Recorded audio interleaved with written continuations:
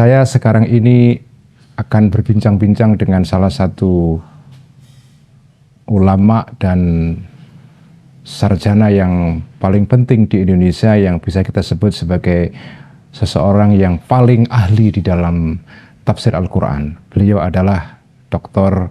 Quraish Shihab. Beliau adalah kelahiran Makassar tahun 1944. Usia beliau sekarang adalah 79.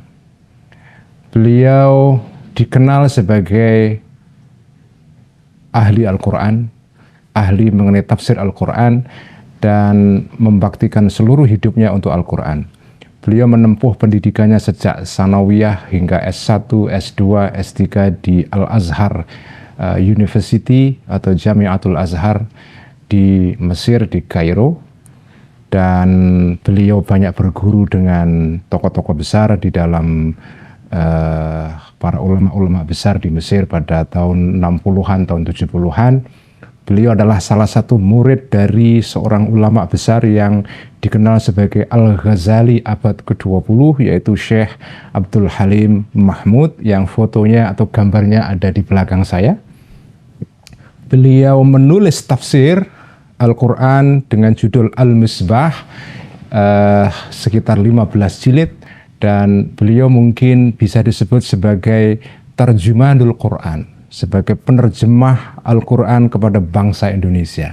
Mari menikmati perbincangan saya dengan Profesor Dr. Quraish Shihab berikut ini.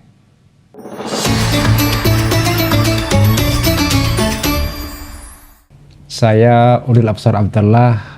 Saya akan memandu serial acara selama bulan Ramadan ini. Saya akan berbincang-bincang dengan para tokoh-tokoh Muslim Indonesia mengenai pengalaman mereka dengan Al-Quran. Bagaimana mereka bergaul, bergulat, menghayati, menghidupi Al-Quran. Bagaimana Al-Quran bermakna secara personal bagi para tokoh-tokoh ini. Tentu saja di Indonesia sekarang ini tokoh yang kita anggap sebagai ahli tafsir yang paling excellent saat ini adalah Profesor Quraish Shihab. Assalamualaikum Pak Quraish. Waalaikumsalam warahmatullahi wabarakatuh. Terima kasih saya diberikan kesempatan untuk bisa berbincang-bincang sekarang ini. Alhamdulillah. Sekarang ini saya berada di rumah beliau.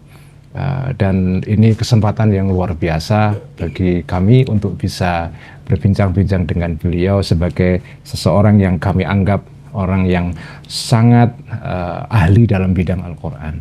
Pak Quraish, saya ingin bertanya pertama-tama pertanyaan sederhana ini. Yang sederhana biasa susah. Biasanya susah. Apa makna Al-Quran secara personal bagi Pak Quraish ini? Sahabat. Sahabat.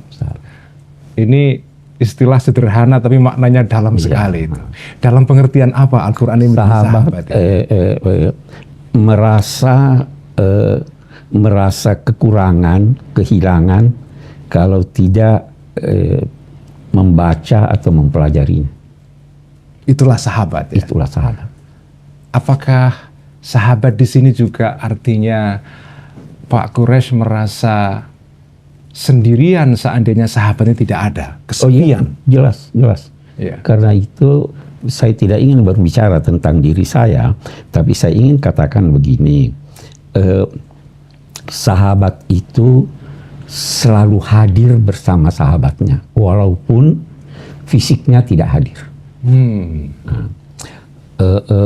Dengan bersahabat dengan Al-Quran, dia akan menyampaikan kepada Anda rahasia-rahasianya yang tidak dia sampaikan kepada yang bukan sahabatnya. Itu. Jadi sahabat ini adalah orang yang bisa berbagi sesuatu yang sangat rahasia. Yang sangat rahasia. Ya tentu sahabat bertingkat-tingkat ya. Yeah. Mungkin saya kalau berkata sahabat, saya berusaha untuk menjadi sahabat sekarib mungkin, tapi belum tentu sahabat ini menganggap saya sebagai sahabat. Sebagai sahabat ya, sebagai sahabat yang karib paling tidak. Yeah. Karena semakin dekat seseorang kepada sahabatnya, semakin dia merasa tidak bisa berpisah dengannya. Semakin tidak bisa berpisah. Semakin tidak bisa berpisah dengannya.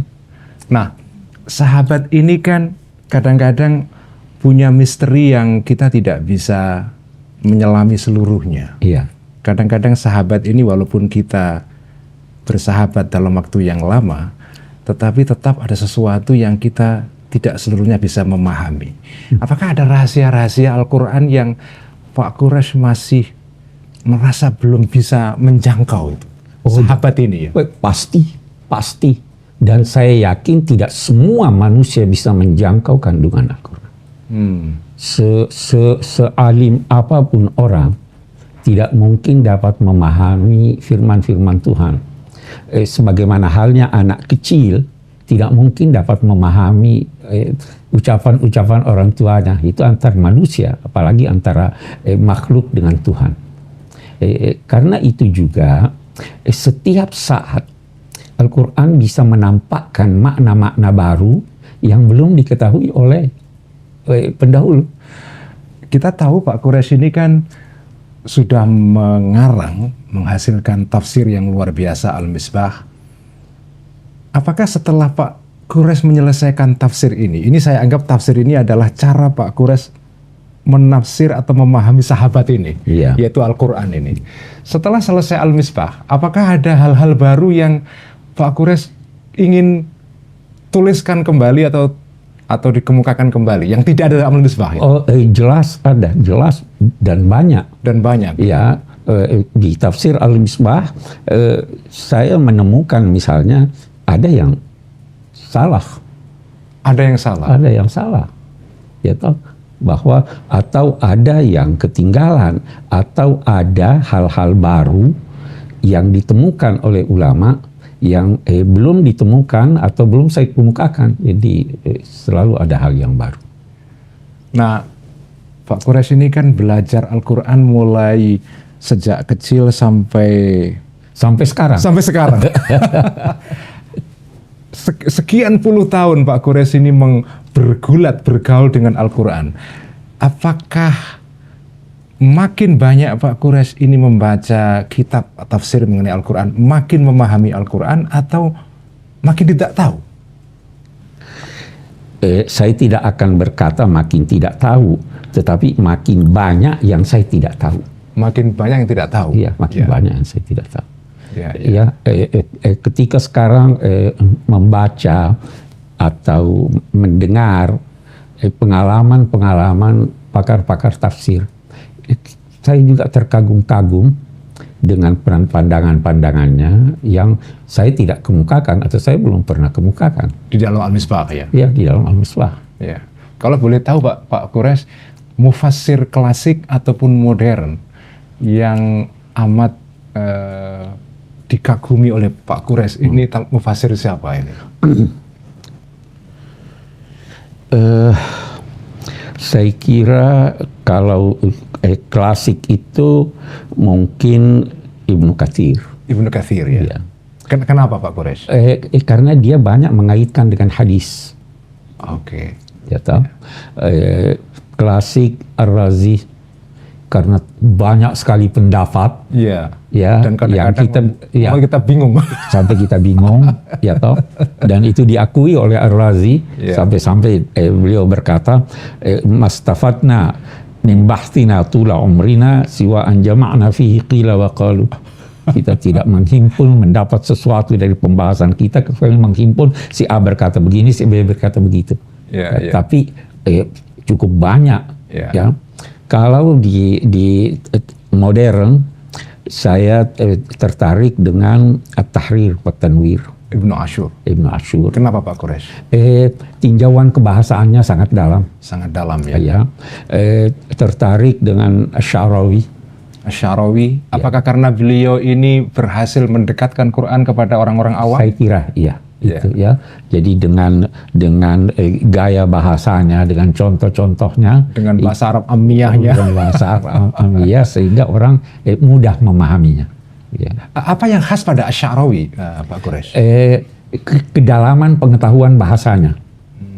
Ya, ya. Terus ada satu hal lagi, dia tidak jarang mengemukakan hal-hal yang boleh jadi orang anggap aneh, tetapi beliau alami. Yaitu? Saya misalkan terakhir begini, itu ada rumus dalam tafsir bahwa kalau kata nakirah terulang, Ya.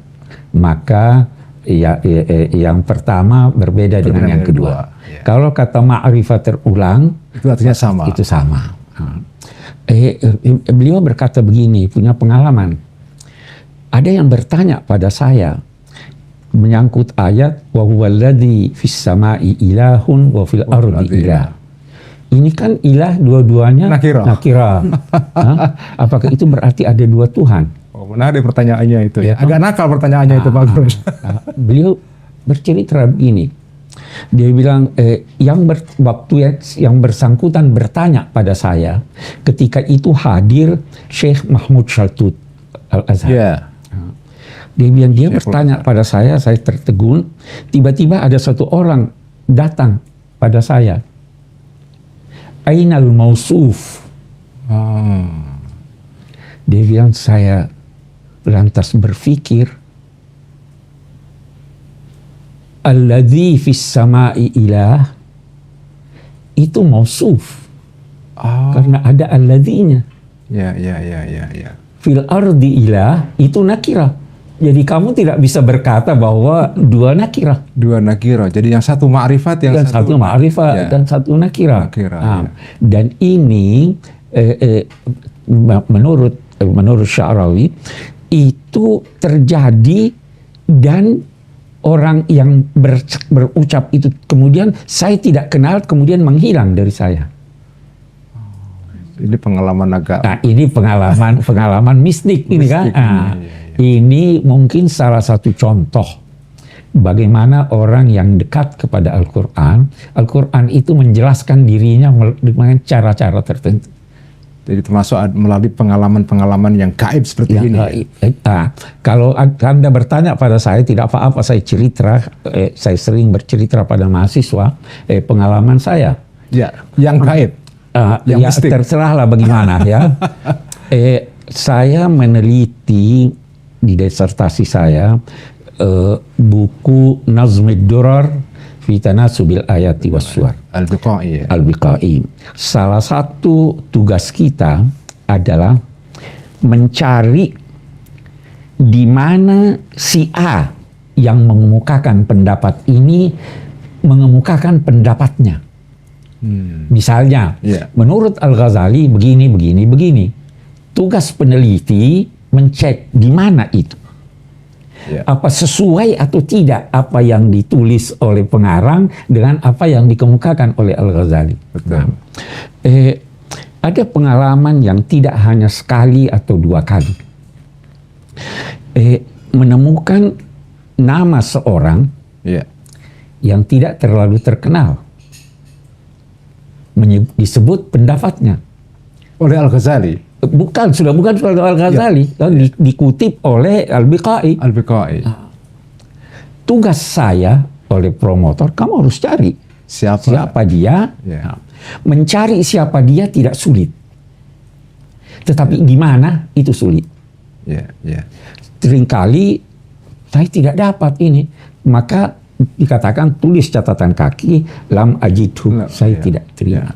Tetapi tidak jarang, astagfirullahaladzim, tidak jarang saya masuk perpustakaan. Saya sudah tinggalkan ini, yang lain lagi.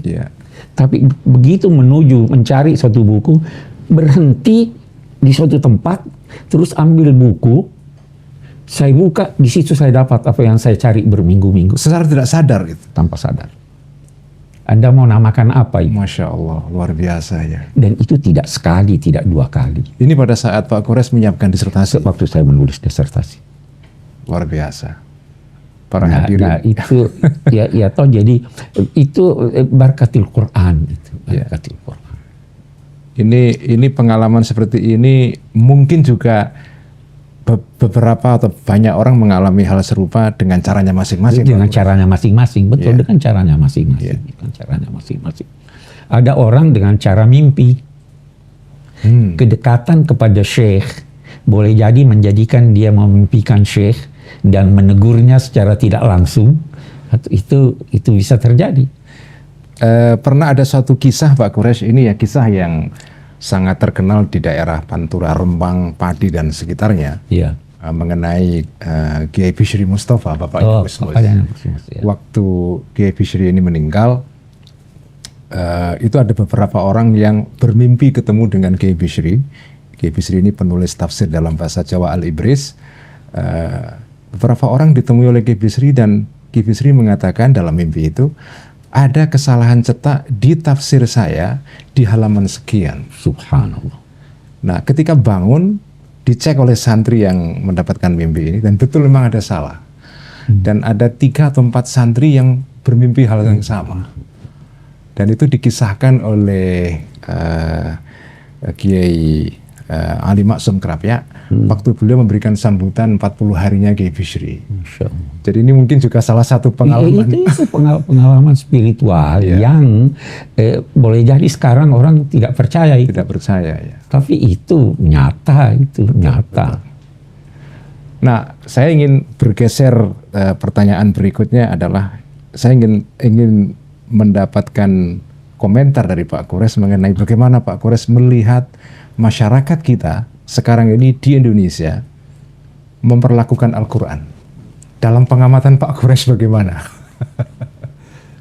Kalau kita bicara masyarakat umum, kaum muslimin, saya khawatir mereka yang akan diadukan oleh Rasul, inna qaumi ittakhadhu hadzal qur'ana mahjura.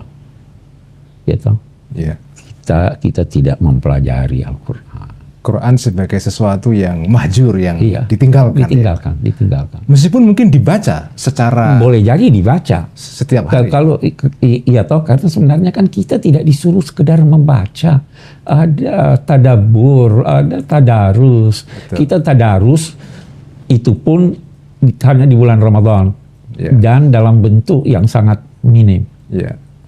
Jadi saya khawatir itu bahwa kita ini.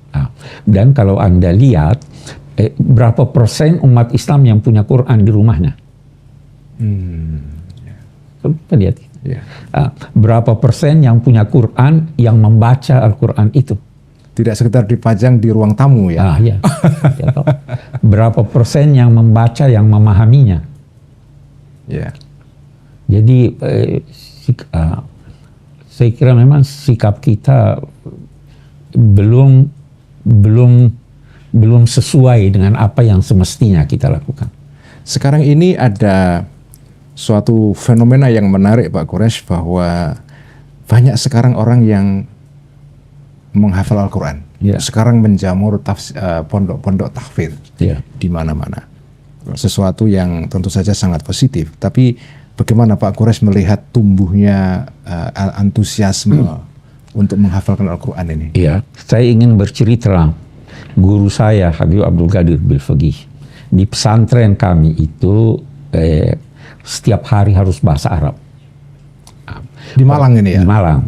Ada seorang yang datang kepada beliau menanyakan bagaimana ini mengajar.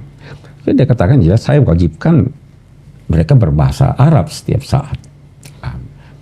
Terus dia disuruh mereka menghafal Alfiyah? Jawaban beliau itu sangat menyentuh.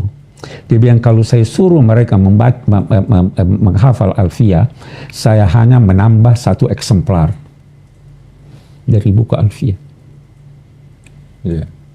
Ya toh. Begini kita dengan Al-Quran. Kalau kita hanya hafal, hanya 1 eksemplar Al-Quran. Dulu kita sangat membutuhkan menghafal karena Quran tidak ada. Sekarang di kapanpun, dimanapun ada. Anda buka HP mau cari ayat berapa, Anda dapatkan. Jadi kita di pusat studi Al-Quran itu tidak hanya menekankan, bukan berarti jangan hafal ya, tapi fahami. Saya lebih senang seorang memahami satu ayat dengan baik daripada menghafal 10 ayat. 10 ayat ya. Nah, jadi saya kira kita jangan salah paham bahwa saya tidak setuju orang hafal, tapi saya ingin penekanannya karena arti hafal itu, hifzul Quran itu bukan hanya mengingat di ini, tetapi memeliharanya sehingga selalu bisa diamalkan sesuai dengan perkembangan masyarakat. Kalau menurut Pak Qures, ayat dalam Al-Quran dalam surat Qaf kalau tidak salah, walaqad yassarnal Qur'ana lidzikri fahal min muddakir. Lidzikri di sini artinya apa, Pak Qures? Zikir itu bisa bermacam-macam. Bisa berarti untuk diingat. Dihafalkan. Dihafalkan, bisa. Bisa berarti untuk menjadi peringatan. Peringatan bagi kita. Bagi kita. Yassarnal Qur'ana lidzikri untuk menjadi peringatan. Nah, kita tinggal melihat bagaimana supaya dia menjadi peringatan. Untuk menjadi peringatan harus Anda pahami. Tanpa Anda pahami, Anda tidak bisa menjadi peringatan. Karena tanpa pemahaman kita tidak akan bisa menjadikan Quran sebagai pengingat bagi kita. Iya, menjadi pengingat buat kita. Iya, iya. Jadi lidzikri di sini tidak sekedar menghafal, tapi sekedar juga menghafal, memahami. Ya. Memahami, ya sesuai dengan kata az-zikir dan sesuai dengan ayat-ayat yang berbicara tentang keharusan memahami. Afala yatadabbaruna al-Quran, keharusan untuk menjadikannya pedoman hidup, dan itu zikir. Yang menarik juga dalam ayat yang lain ditegaskan juga fas'alu ahla dzikri. Fas'alu ahla dzikri. Ya, itu kan dia ulama, itu kan. Betul, ulama ya. Iya. Jadi di sini bukan sekedar orang yang hafal, bukan sekedar orang yang hafal, bukan sekedar. Iya toh. Jadi zikir itu bisa berarti menghafal, bisa berarti dari segi bahasa, bisa berarti menyebut. Ya. Dan itu kait-mengkait. Kalau Anda menghafal, Anda mudah menyebutnya. Kalau Anda menyebut sesuatu, Anda bisa teringat dengan itu. Itu. Ya. Jadi lidzikri di sini artinya menghafal dan sekaligus memahami. Sekaligus memahami, sekaligus memahami. Ya. Jadi sekarang ini fenomena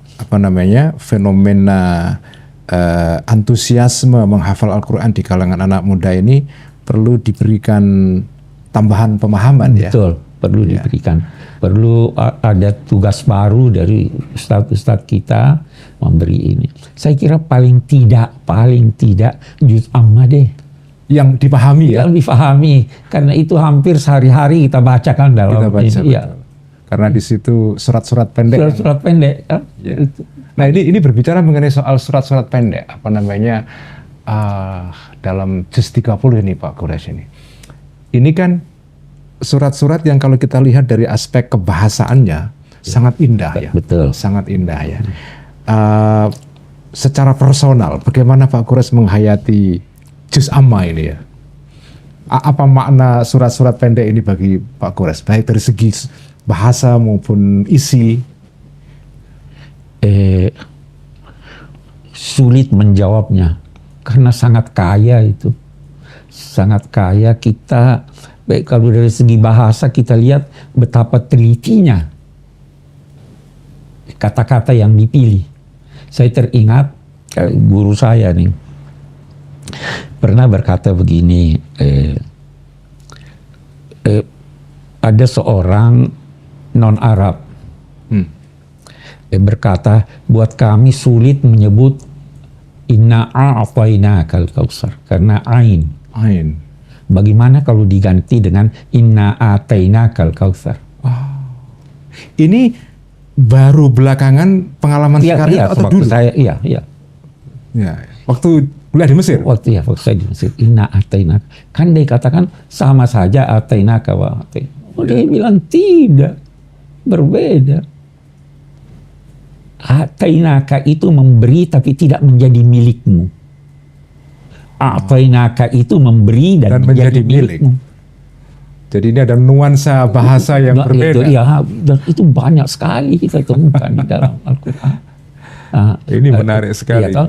Karena itu bahwa ayat surah-surah pendek itu sangat sangat indah dan sangat puitis ya. Iya, puitis, karena memang masyarakat Mekah seperti itu, beda dengan masyarakat Madinah. Masyarakat Mekah lebih mencintai Lebih, puisi ya, ya, syair.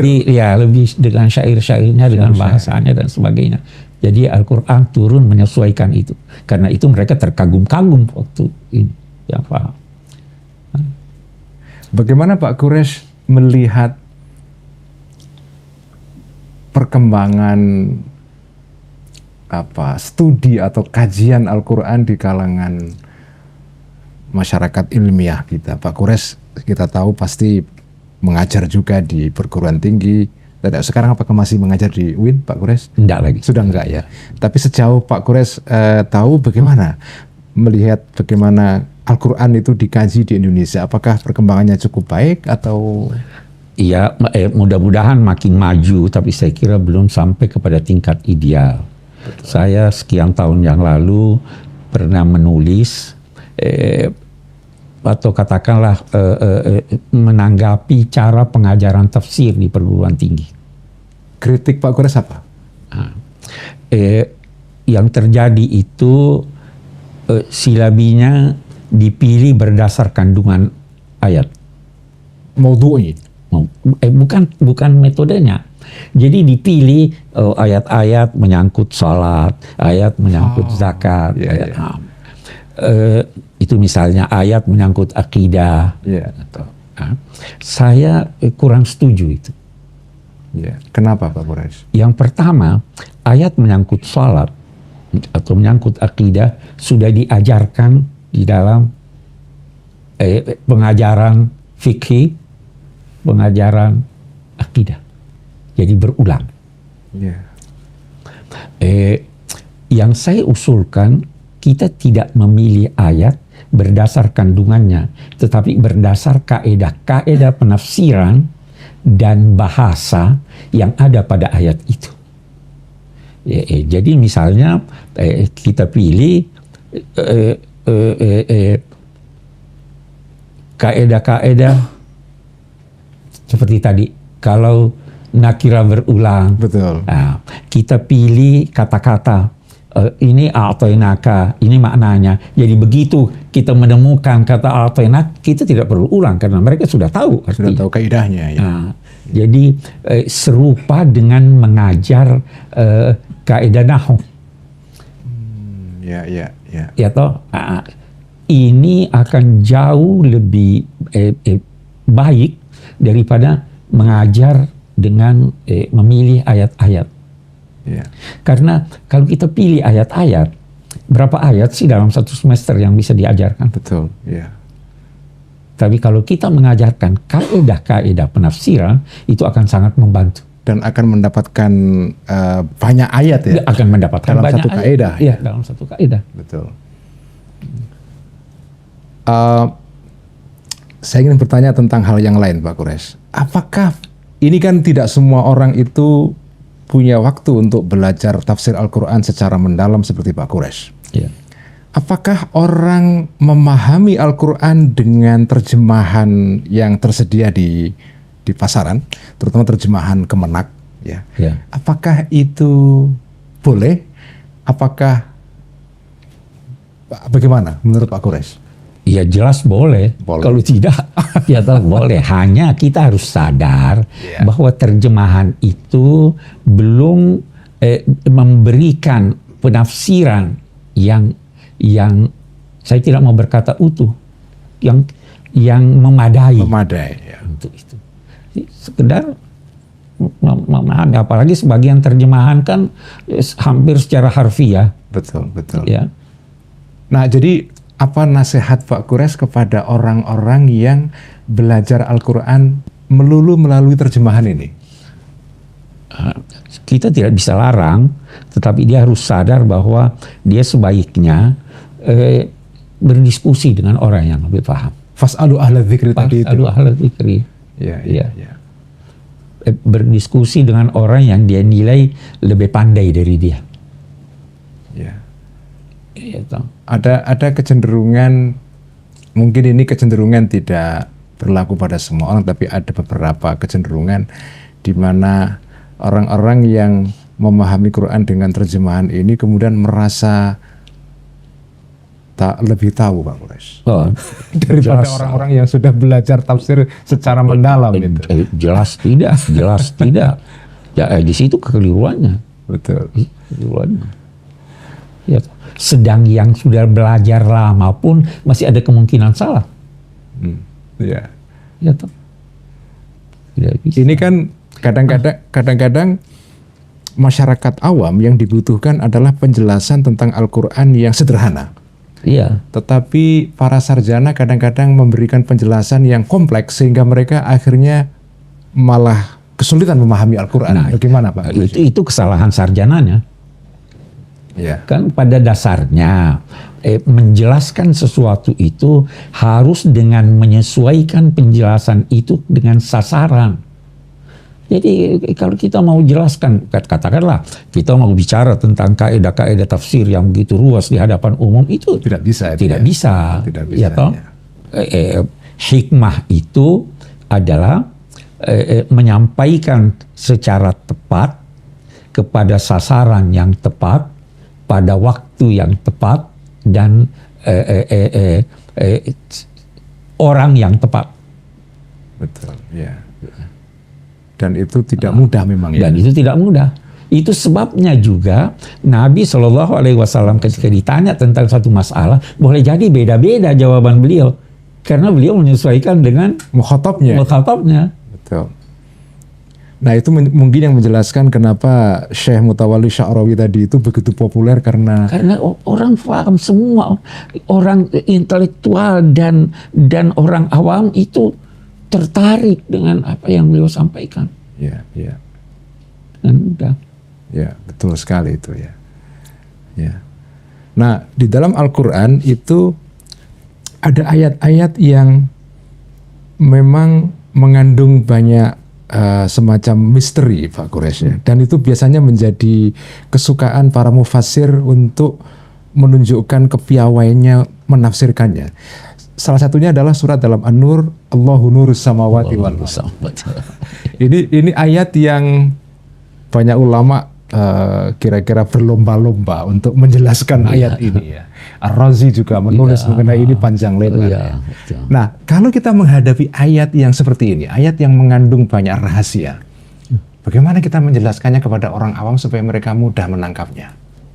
Bagaimana ketika Pak Quraisy ini menjelaskan ayat ini kepada orang awam? Kita jelaskan secara sangat sederhana, sederhana. Iya. Ya. Jadi kembali lagi, apa yang kita jelaskan harus kita sesuaikan dengan sasaran kita.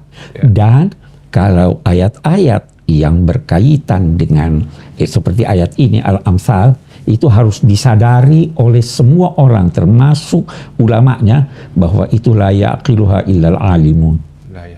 Tidak memahaminya kecuali orang yang punya, orang yang sangat dalam pengetahuannya. Bukan cuma dalam, karena dalam bahasa Al-Quran berbeda antara ulama dan alimun. Bagaimana perbedaannya itu? Ini menarik ini. Ulama itu orang yang berilmu walau sederhana. Itu ulama. Itu ulama. Innama yakhsyallaha min ibadil ulama. Itu artinya adalah walaupun sederhana yakhsha. Oke. Iya toh? Tetapi alimun itu orang yang sangat dalam pengetahuannya. Jadi Imam Syafi'i itu alimun, termasuk kelompok alimun. Bukan ulama. Jadi di atasnya ulama ini. Di atasnya ulama. Itu sebabnya Allah menyifati dirinya dengan alimin. Ya toh? Dan alim itu yang mengamalkan ilmunya. Al-alim orang yang mengamalkan ilmunya. Ulama belum tentu mengamalkan ilmunya. Padahal ulama ini secara kebahasaan jamaknya kata alim. Jamaknya kata alim, tapi satu jamak muzakkar salim, satu jamak taksir. Jamak taksir. Ya. Karena itu ada ulama su. Bukan al-alimun, bukan al-alimun.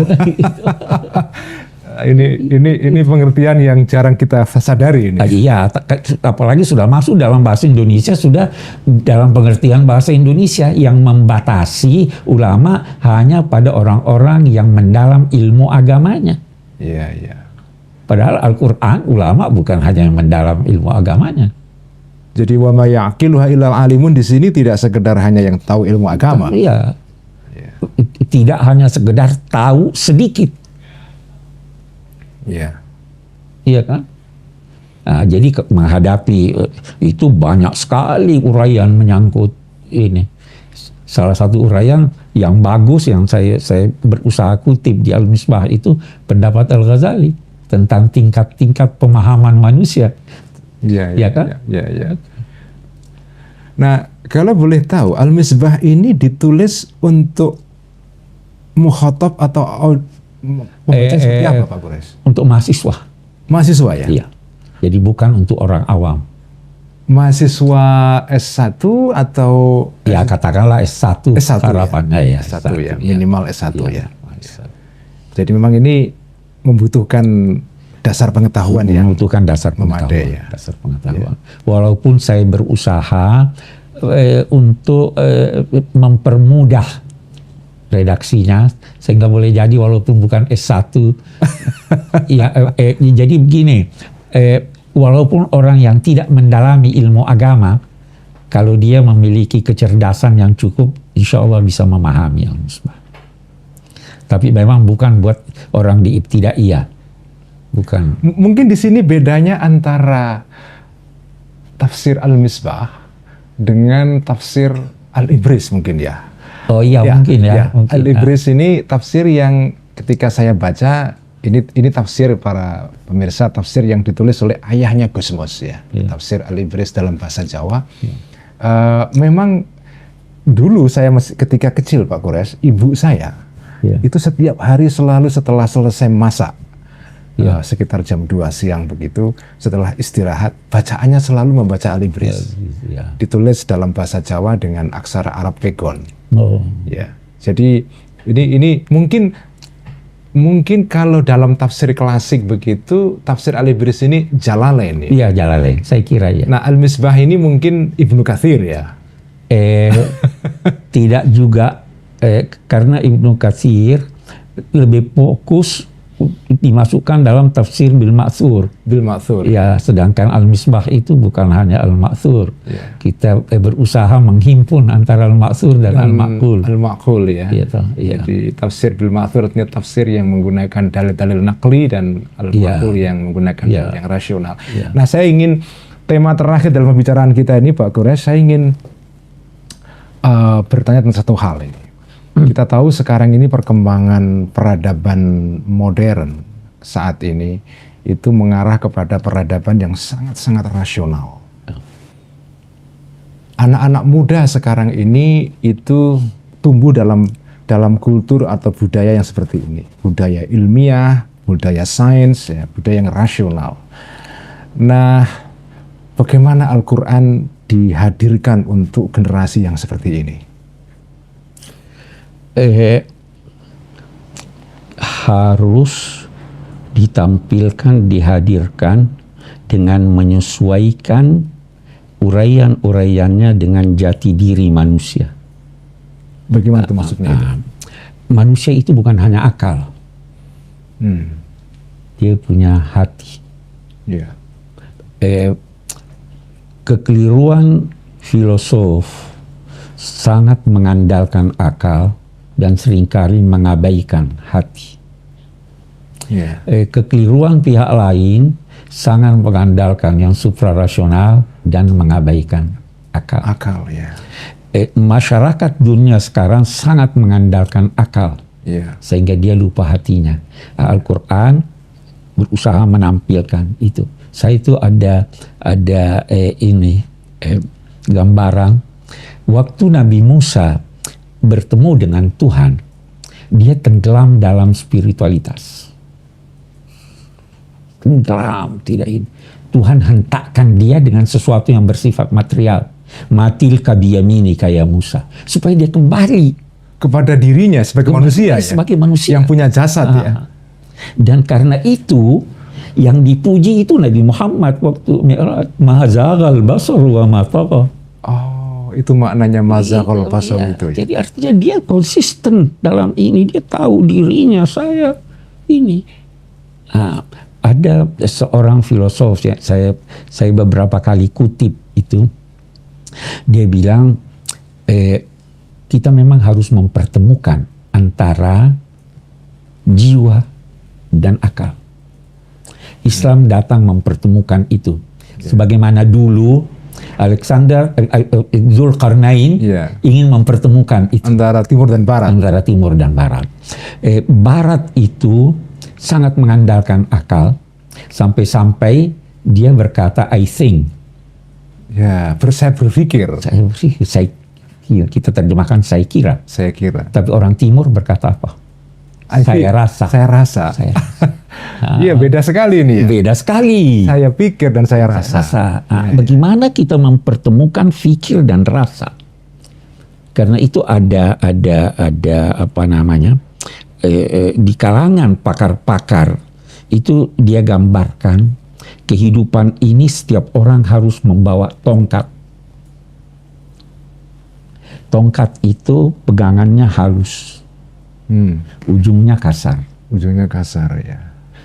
Jangan letakkan yang kasar itu di tanganmu, jangan juga letakkan yang halus di sana. Tapi gunakan kedua-duanya sekaligus ketika kamu berjalan.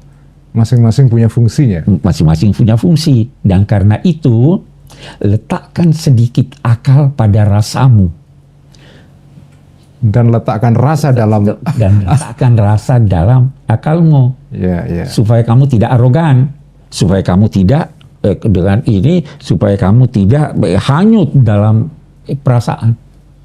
Nah, kita ingin gabung itu. Al-Quran sebenarnya ingin menggabung itu. Jadi kalau dalam tafsir mungkin ini gabungan antara tafsir yang isyari dengan tafsir yang ya bisa kita katakan begitu, Ya. Walaupun tidak harus kita menggunakan isyari, tapi ini ada satu hal lagi yang saya ini kalau masih ada waktu, itu ada seorang filosof di Mesir, dia menulis begini. Kalau ada orang berkata bahwa di bawah tanah ini ada minyak atau ada ini, jangan percaya kecuali setelah Anda buktikan bahwa memang ada. Itu tuntunan akal. Kalau ada yang berkata bahwa di sini ada minyak, tapi dia katakan dia tidak bisa buktikan dan dia berkata ini saya mimpi ada minyak, maka jangan percaya itu. Ya toh? Ya. Kalau saya berkata tidak begitu, karena saya percaya ada mimpi yang benar. Ada mimpi yang benar ya. Ya kan? Ya. Sekian banyak penemuan-penemuan ilmiah yang kebetulan. Ya. Dan mungkin kadang dimulai dari mimpi juga itu. Boleh jadi didahului oleh mimpi itu. Ibnu Sina berkata begitu kan? Betul. Archimedes menemukan itu hukum-hukum itu bukan melalui pembuktian, kebetulan. Iya. Nah, kebetulan ini, jadi saya tidak akan berkata bahwa harus percaya langsung, tapi jangan tolak. Jangan serta-merta karena ini tolak, itu boleh jadi benar walaupun melalui mimpi. Nah, ini kita meletakkan sedikit rasa di akal. Iya, itu contohnya ya. Itu contohnya. Ya. Jadi kita menggabungkan antara rasa dengan antara rasa dan akal. Dalam hal-hal tertentu, saya sering berkata kalau dalam cinta dahulukan rasa baru akal. Tapi dalam perdagangan kita harus pakai akal. Ini perbincangan dengan Pak Quresh mengenai Al-Quran ini pasti tidak akan ada habisnya. Karena beliau ini hampir menghabiskan seluruh hayatnya di dalam Al-Quran. Mungkin tidak ada orang Indonesia atau sedikit orang yang seperti beliau ini. yang menghabiskan umurnya, masa hidupnya untuk menggeluti Al-Quran dan membuat Al-Quran ini bisa difahami oleh masyarakat. Kita beruntung di Indonesia mempunyai saya ingin menyebutnya Pak Quraisy sebagai tarjumanul Quran. terlalu besar. Kalau Syekh Abdurrahab As-Singgili menulis tafsir dalam bahasa Melayu tarjumanul Mustafid, Pak Quraisy ini adalah tarjumanul Quran, orang yang menerjemahkan Al-Quran kepada bangsa Indonesia dalam konteks kehidupan yang kita alami sekarang ini. Mudah-mudahan. Dan terima kasih Pak Quraisy sudah bersedia berbincang-bincang kepada NU Online. Insya Allah ini akan membawa berkah kepada para pemirsa semua. Kita doakan Pak Quraisy terus panjang umur, diberikan kesehatan, dan bisa terus menerjemahkan Al-Quran kepada kita, kepada bangsa Indonesia, sehingga pesan-pesan Al-Quran ini bisa difahami dan terlaksana di dalam kehidupan nyata dalam masyarakat kita. Sekian perbincangan saya kali ini. Masih ada perbincangan saya berikutnya dengan para ulama, para tokoh-tokoh Indonesia tentang Al-Quran. Terima kasih. Wassalamualaikum warahmatullahi wabarakatuh. Waalaikumsalam warahmatullahi wabarakatuh.